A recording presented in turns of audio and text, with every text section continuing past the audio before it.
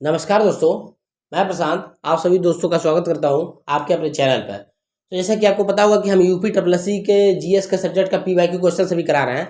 जब जीएस का सेक्शन पूरा हो जाएगा तो हम हिंदी के पीवाईक्यू क्वेश्चन को भी कराएंगे। ठीक है, ऐसे से कराते रहेंगे। पहले अब जीएस को हम कंप्लीट करा रहे हैं। ठीक है, आज से पहले 19 क्लासेस हो चुकी हैं जिसमें हम डेली 15 क्वेश्चन को सॉल्व कराते हैं, विथ एक्सप्लेनेशन कराते हैं। ठीक है, तो अगर आप में से किसी मित्र ने पुरानी वीडियोज को नहीं देखा है तो आप जाकर पूरा हमारे चैनल पर, यूट्यूब चैनल पर UP triple S C previous year question के नाम से एक प्लेलिस्ट बना हुआ है, वहाँ से आप जाके पूरे वीडियोस को देख सकते हैं। ठीक है, तो आप सभी मित्रों से अनुरोध है कि आप ज़्यादा ज़्यादा चैनल को सब्सक्राइब करें, ज़्यादा ज़्यादा वीडियो को शेयर करें, ज़्यादा ज़्यादा लाइक करें।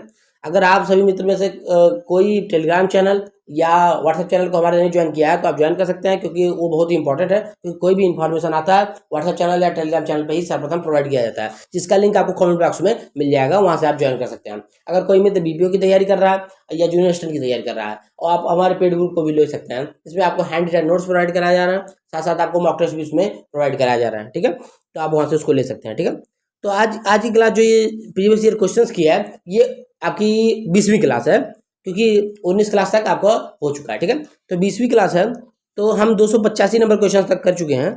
उसके आगे हम बढ़ेंगे 286 नंबर क्वेश्चन तक। ठीक है, 286 नंबर क्वेश्चन से हम बढ़ेंगे। ठीक है, तो आज की क्लास का पहला क्वेश्चन जो कि 286 नंबर क्वेश्चन है, यह है, देखिए, चलिए करते हैं।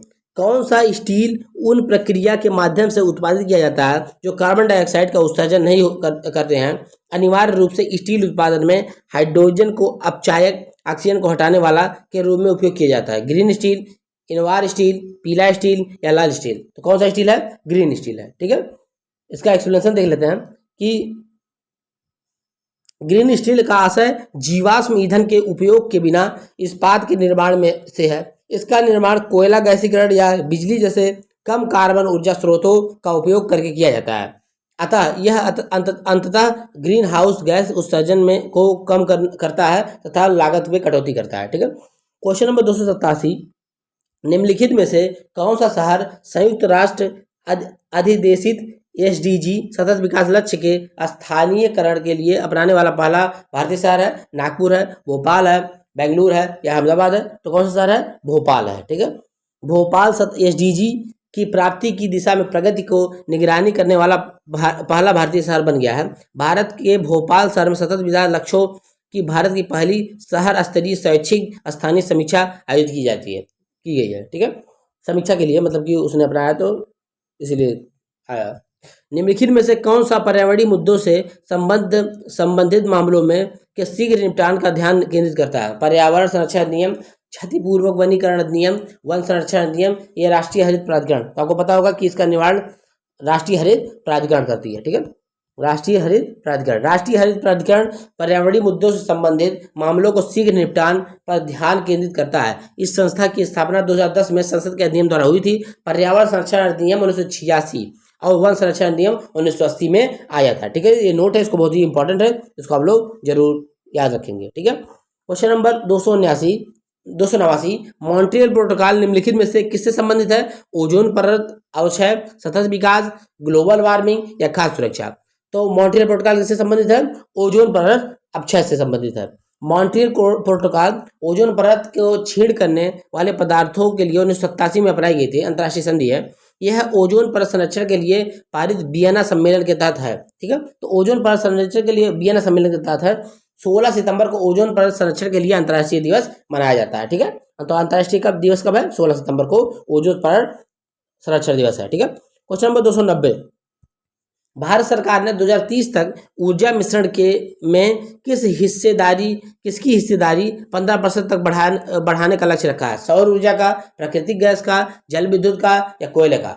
तो प्राकृतिक गैस का 2030 तक ऊर्जा संरक्षण 15% बढ़ाने की हिस्सेदारी भारत सरकार ने कहा है। ठीक है, वर्तमान में भारत की ऊर्जा बास्केट में प्राकृतिक गैस की हिस्सेदारी 6.7 है। वर्तमान 6.7 है, 15% करना है इसको 2030 तक। ठीक है, भारत सरकार 2030 तक ऊर्जा मिश्रण में प्राकृतिक गैस की हिस्सेदारी बढ़ाकर 15 करने का लक्ष्य रखा है। ठीक है, क्वेश्चन नंबर 291, निम्नलिखित में से कौन सी पुस्तक कपिल देव द्वारा लिखी गई है? Cricket favourite game, cricket my style, one day wonders या 20 ईयर्स एट द टॉप? तो कौन सा इनकी किताब कपिल देव की? क्रिकेट माई स्टाइल है। ठीक है, भारतीय क्रिकेटर कपिल देव द्वारा लिखी गई पुस्तक क्रिकेट माई स्टाइल है, जो 1983 के भारतीय क्रिकेट टीम के कप्तान थे। उन्हें 2002 में विजडन द्वारा भारतीय cricketer of the year century के रूप में नामित किया गया था। इनकी 3 पुस्तकें हैं, God's decree, cricket my style, straight from the heart, cricket my style या गॉड्स डिक्री। इनकी 3 बुकें हैं, कौन सी? कपिल देव की। ठीक है। क्वेश्चन नंबर 292, प्रोबा 3 मिशन जिसे इसरो की PSLV पर लॉन्च किया जाएगा किस अंतरिक्ष एजेंसी से जुड़ा है? यूरोपियन स्पेस एजेंसी, चीन नेशनल स्पेस एडमिनिस्ट्रेशन, नासा या जैक्सा? तो किससे संबंधित है? यूरोपियन स्पेस एजेंसी से संबंधित है। ठीक है, प्रोबा मिशन।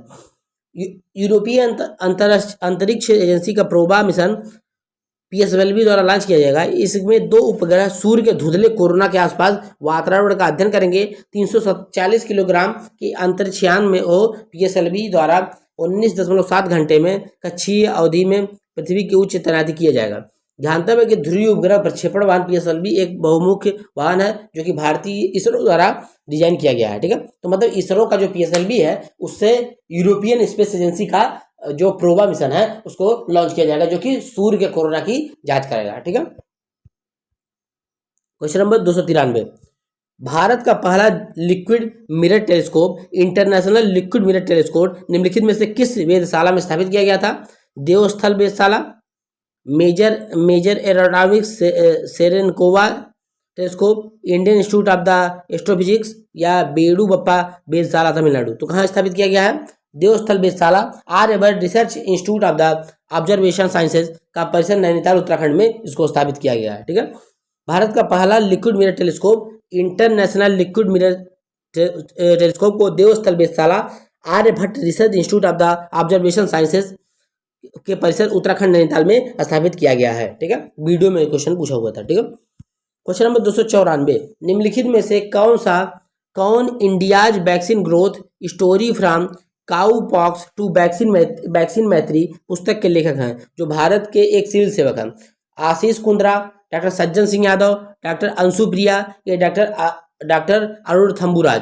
तो डॉक्टर सज्जन सिंह यादव ने इसको लिखा हुआ है। Indian vaccine growth story from the cowpox to the vaccine Maitri पुस्तक इसकी लिखी हुई है, सज्जन सिंह यादव की पुस्तक लिखी हुई है। डॉक्टर सज्जन सिंह यादव ने India's vaccine growth story from cowpox to vaccine Maitri पुस्तक लिखी हुई है, जो भारत के एक सिविल सेवक थे। ठीक है। क्वेश्चन नंबर 295, उस कार्यक्रम का नाम बताएं जो हाल ही में उद्योग और शिक्षा क्षेत्र में रक्षा अनुसंधान और विकास को बढ़ावा देने के लिए DRDO द्वारा नई दिल्ली में आयोजित किया गया था। अनुसंधान विकास शिविर, DRDO विकास शिविर, अनुसंधान चिंतन शिविर या R&D चिंतन शिविर? तो कौन सा कार्यक्रम था? अनुसंधान चिंतन शिविर था, जो कि DRDO द्वारा आयोजन किया गया था। रक्षा अनुसंधान संस्थान DRDO ने उद्योग एवं शिक्षा क्षेत्र में रक्षा अनुसंधान को विकास प्रोत्साहित करने के लिए 27 जून 2023 को नई दिल्ली में एक अनुसंधान चिंतन शिविर का आयोजन किया, जिसमें 75 प्रौद्योगिकी संबंधित प्राथमिकता वाले क्षेत्रों की सूची जारी की गई। ठीक है। क्वेश्चन नंबर 296, निम्नलिखित में से कौन सा संस्थान वित्तीय स्थिरता रिपोर्ट प्रकाशित करता है? RBI, नीति आयोग, सेबी या अंतर्राष्ट्रीय मुद्रा कोष? कौन प्रकाशित करता है? RBI प्रकाशित करता है। ठीक है। भारत में द्विवर्षीय वित्तीय स्थिरता रिपोर्ट भारतीय रिजर्व बैंक द्वारा प्रकाशित किया जाता है। RBI का स्थापना 1 अप्रैल 1935 को रिजर्व बैंक ऑफ इंडिया 1934 में हिल्टन एंड कमीशन की सिफारिश में किया गया था। इसका मुख्यालय मुंबई में है। 1 जनवरी 1949 को RBI का राष्ट्रीयकरण कर दिया गया, जबकि वैश्विक वित्तीय स्थिरता रिपोर्ट अंतर्राष्ट्रीय मुद्रा कोष द्वारा प्रत्येक 2 वर्ष में जारी किया जाता है। ठीक है।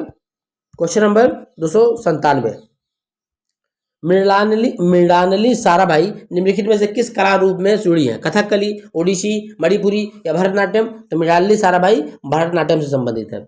मृणालिनी साराभाई भारतीय नृत्य शैली की भरतनाट्यम विद्या के संबंधित है। इनका विवाह भारत के प्रसिद्ध वैज्ञानिक विक्रम साराभाई से हुआ था। मृणालिनी साराभाई पद्म विभूषण, पद्मश्री और संगीत नाट्य अकादमी फेलोशिप पुरस्कार से नवाजा जा चुका है। ठीक है। क्वेश्चन नंबर 298, मटकी निम्नलिखित में से किस राज्य की लोकप्रिय नृत्य है? असम, मध्य प्रदेश, बिहार या राजस्थान? तो मटकी नृत्य कहाँ पे किया जाता है? मध्य प्रदेश की लोकप्रिय नृत्य है। मटकी नृत्य मुख्य रूप से भारत के मालवा क्षेत्र में मध्य प्रदेश में किया जाता है। यह महिलाएं द्वारा महत्वपूर्ण अवसरों जैसे शादी, जन्मदिन, अन्य कार्यक्रमों में किए जाने वाला एकल नृत्य है। मटकी नृत्य को आड़ा या खड़ा नाच के नाम से भी जाना जाता है। देखो अब इसको याद रखना है, मटकी नृत्य को आड़ा या खड़ा नाच के नाम से भी जाना जाता है। ढोल इस नृत्य का प्रयुक्त प्राथमिक संगीत वाद्य यंत्र, मतलब इसमें मुख्यतः ढोल का उपयोग किया जाता है बजाने के लिए। ठीक है, आज की क्लास का सेकंड लास्ट क्वेश्चन है कि लोक चित्रकला की एक शैली मधुबनी भारत के निम्नलिखित में से किस राज्य का लोकप्रिय है? उत्तर प्रदेश का, राजस्थान का, बिहार का या मध्य प्रदेश का? तो मधुबनी कला शैली किसकी है? बिहार की सबसे बड़ी कला शैली है। ठीक है, मधुबनी चित्रकला बिहार के मिथिलांचल के दरभंगा, पूर्णिया, सहरसा, मधुबनी, नेपाल, जनकपुर क्षेत्र में प्रमुख चित्र शैली है। शुरू में इस शैली का रूप रंगोली था, जो कालांतर में वस्त्र, दीवार और कागज चित्रित होकर आधुनिक स्वरूप में आया है। इस शैली में चटक रंगों का प्रयोग किया जाता है। तो इस शैली में किस रंगों का प्रयोग किया जाता है? चटक रंगों का प्रयोग किया जाता है। ठीक है, क्वेश्चन नंबर 300 जो कि आज की क्लास का 15वां क्वेश्चन है और लास्ट क्वेश्चन है। ठीक है, कि झोटी चिता और मुर्जा फर्श और दीवारों पर सुंदर पैटर्न बनाने की सफेद कला है। यह भारत के निम्नलिखित में से किस राज्य में स्थित है? झोटी चिता उड़ीसा, केरला, छत्तीसगढ़ या तमिलनाडु? तो ये कला उड़ीसा राज्य की है। ठीक है, झोटी चिता और मुर्रा फर्श और दीवारों पर सुंदर पैटर्न बनाने वाली कला है, जो भारत के उड़ीसा राज्य से संबंधित है। उड़ीसा में मार्गशीरा फसल की मौसम के महीने में महिलाएं देवी लक्ष्मी की पूजा के दौरान मिट्टी की दीवारों, फर्शों, सफेद चावल से पेस्ट या पीठों की भित्ति चित्रों में सजाती हैं। इन्हें झोटी या चिता कहा जाता है। जबकि मुर्जा विभिन्न रंगों में पाउडर के फर्श पर चित्रित किए जाने वाला कला है। ठीक है, तो ये कला कहाँ से है?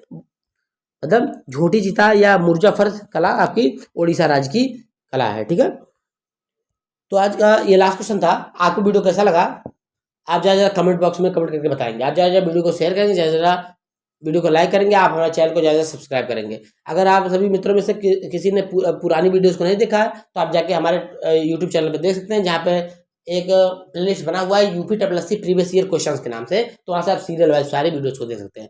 सभी मित्रों में से अगर किसी ने टेलीग्राम चैनल और व्हाट्सएप चैनल नहीं ज्वाइन किया है तो आप टेलीग्राम चैनल और व्हाट्सएप चैनल को जरूर ज्वाइन कीजिए। कोई भी इन्फॉर्मेशन आती है सर्वप्रथम वहीं प्रोवाइड किया जाता है। ठीक है, कोई मित्र अगर बीपीओ की तैयारी कर रहे हैं या जूनियर स्टूडेंट 5512 की तैयारी कर रहे हैं तो आप हमारे पेड ग्रुप से ज्वाइन हो सकते हैं, जो कि जिसमें आपको हैंड रिटन नोट्स प्रोवाइड किए जाते हैं, साथ साथ मॉक टेस्ट भी उसमें प्रोवाइड कराए जाएंगे। बीपीओ का टेस्ट तो डाल भी दिया जाएगा, अब आगे का जूनियर स्टूडेंट का पेपर आने पर टेस्ट डाला जाएगा। बहुत ही नॉमिनल फीस पे आप वहाँ से ज्वाइन कर सकते हैं। सारा डिटेल आपको हमारे टेलीग्राम चैनल और व्हाट्सएप चैनल पे मिल जाएगा। अगर वहाँ से आप नहीं ज्वाइन हो पा रहे तो कमेंट बॉक्स में कमेंट कर दीजिए कि आपको बैच चाहिए, तो आपको बता दिया जाएगा कैसे आपको ज्वाइन होना है। ठीक है, तो पुनः मैं सभी मित्रों से अनुरोध करता हूँ कि आप जय चैनल को सब्सक्राइब करें, जय वीडियो को शेयर करें, जय लाइक करें। ठीक है, मिलते हैं नेक्स्ट वीडियो में। धन्यवाद।